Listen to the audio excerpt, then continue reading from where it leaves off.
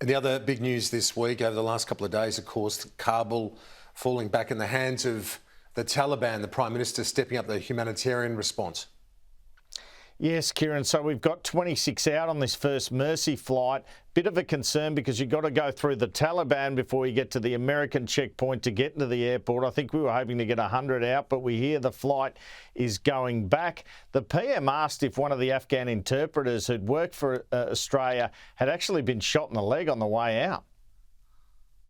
We're hearing reports that a former ADF interpreter was actually shot in the leg by the Taliban during the operation.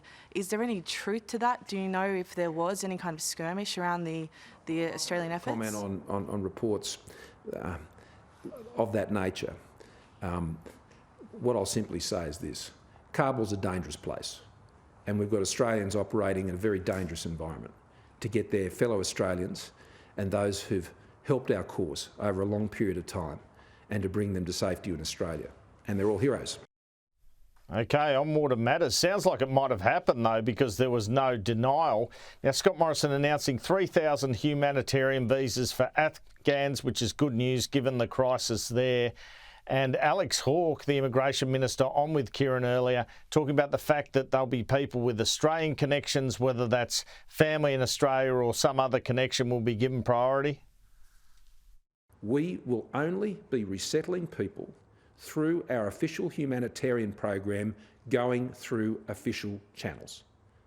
We will not be offering a pathway to permanent residency or citizenship. We will not be allowing people to enter Australia illegally, even at this time. Our policy has not changed. As I understand it, the number's about half a dozen. I think it's 6 who are back in Afghanistan from the RMC Duntroon. Are you open to providing a visa to those individuals who, I'm told, and I've seen the evidence, have been threatened by the Taliban because they trained in Australia? Yeah, Kieran, we're very conscious of the great risk that people are in all through Afghanistan now, and the Taliban is an evil and murderous regime that has threatened the life and safety of so many people, and they're doing so again. These are the kind of people that we would expect to be applying under the Refugee and Humanitarian Program.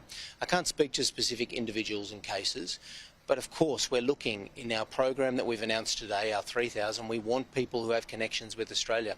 People who've come and studied at RMC Duntroon, of course, have a connection with Australia. The Immigration Minister, Alex Hawke. Andrew Clennell, thank you. We'll see you tomorrow.